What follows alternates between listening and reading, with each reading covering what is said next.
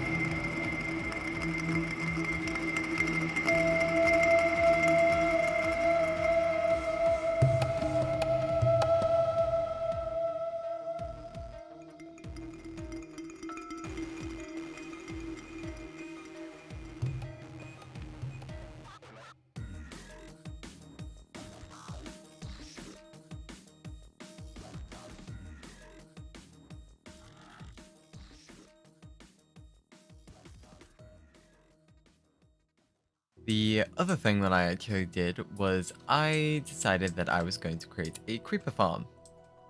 And, yeah, that didn't go to plan. This doesn't work. I think it's because of the spawn range. Most likely it's because of the spawn range because, I'm not the smartest individual, but I reckon if I just create a couple layers going up to at least this cave, I reckon I can get a decently efficient farm. And yes, I've also, yeah, I've done a lot of lighting up of these caves. I don't need to do all of them because a lot of them are either underwater or underneath my island, which means mobs cannot spawn in them, other than glow squids, which is unfortunate. But I just have to deal with it. So anyways, yes.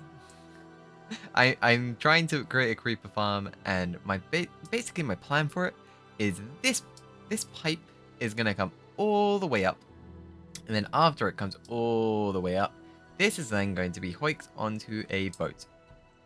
Terraria terminology. Who would have thunk? Probably. When he showed me the tree farm, I was like, I'm disappointed.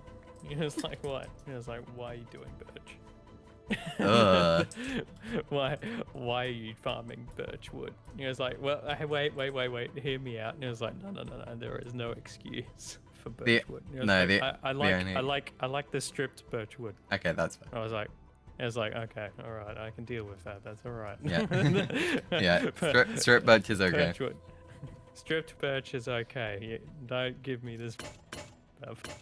Using the no, actually, wait. There is one exception. There is one use for actual birchwood. Crafting other no. Well, yes, but no. The other thing charcoal is building a big old pile of bird poo. Oh yeah, okay, yeah, fair. I have found a use. What it looks like. I have found a use. Okay, I'll be completely honest with you. Even though it's been a couple of weeks, this is kind of all that I've done on the server. As I stated at the very beginning of the video, I've kind of been doing other things, playing Valorant, Overwatch, but generally, you know, I've kind of just been killing. Just doing other things because I can't entirely just devote my time to the server simply because I know I'll get bored if I do. So if I just decide to, you know, only do this a little bit at a time, I then, well, I keep my motivation up for playing on the server, but not only that, I actually give myself times that way I can find clarity on the things that I'm building. For example, today on stream, we wrote a book. We wrote a book for Rogue's Manga Shop. In fact, I'll read that after this, but yeah. We wrote a book for that. But after that, well, while we were doing that, I was like figuring out what the lore of my island actually was. And while doing that, it made building, well, it made like coming up with ideas to build a lot easier. So for example, I know that I'm going to be building giant wither roses on this island now. I've always known that up there, I'm going to be building a shrine with one of the wither skulls on it. I have a bit more clarity of what I want the underground to look like. And just things like that, it makes it a lot easier to come up with ideas. And I haven't really been doing that until recently. I kind of just forgot that's how I build. But I'm down to have forgotten. Because now that I've remembered, it makes it a bit more exciting to me. And with excitement comes better outcomes. It really turns it into passion. Anyways, I'm gonna go over to the manga shop and I'm gonna read out the story that we created on stream. The previous pages appear to be torn out. Log 287. We've crash landed after having to fight through the storm. It came out of nowhere. Barrowman said he had seen a small patch of glowing lights just off the port side of the ship. Just after passing them, the storm had begun, as if we had entered a spell of some sort. For some, it was like we had only been fighting that storm for a second. And for others, like myself, we felt like we were fighting that storm for over a week.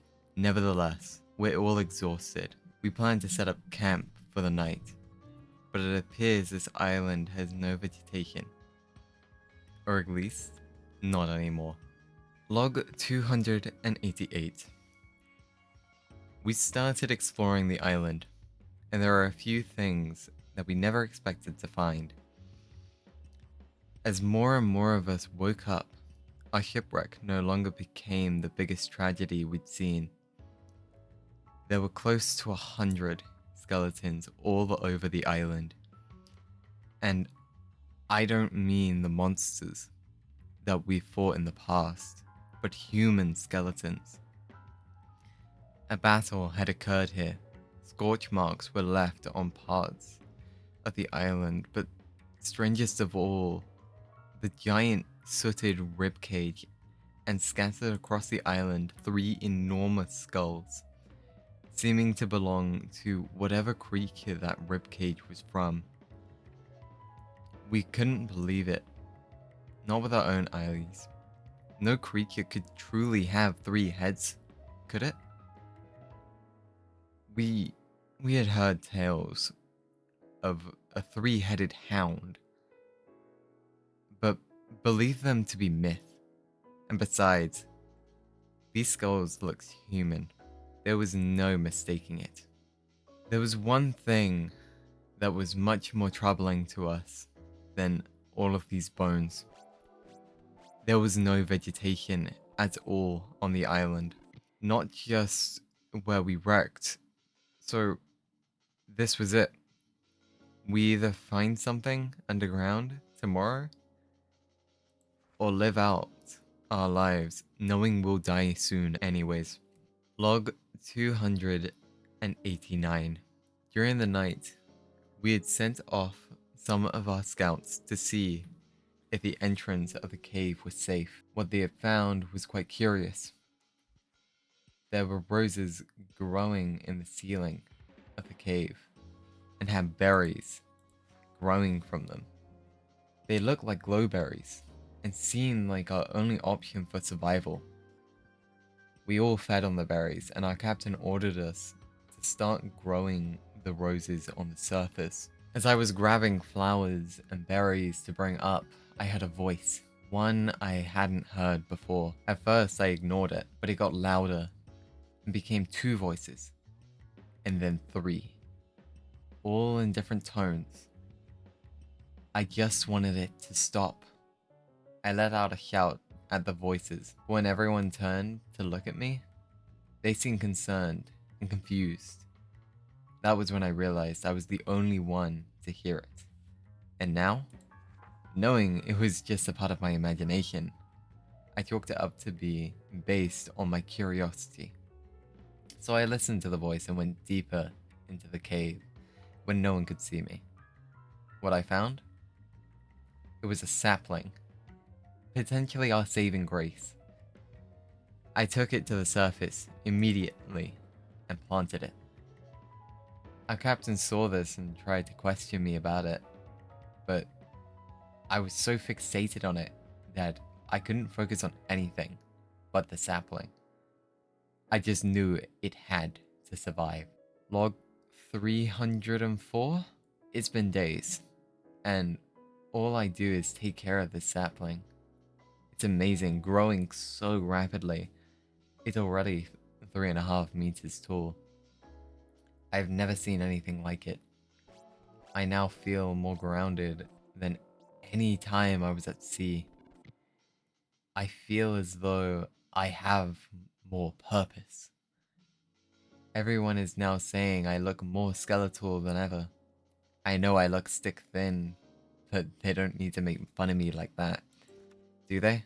Even those who are the most gluttonous on the ship have lost a lot of weight. When I touch my own skin, I don't feel it there anymore, other than loose parts of dead skin. But I think I'll be fine as long as I keep looking after my wither blossom. Anyways, I hope you guys have enjoyed this video. If you have, I would really appreciate it if you'd like, comment, and subscribe. I really would. But if not, that's entirely fine. Everyone, go check out the other members of Lavacraft as well. They all do amazing stuff. Anyways, I've been NC, also known as Neon, and I'll catch you guys another time.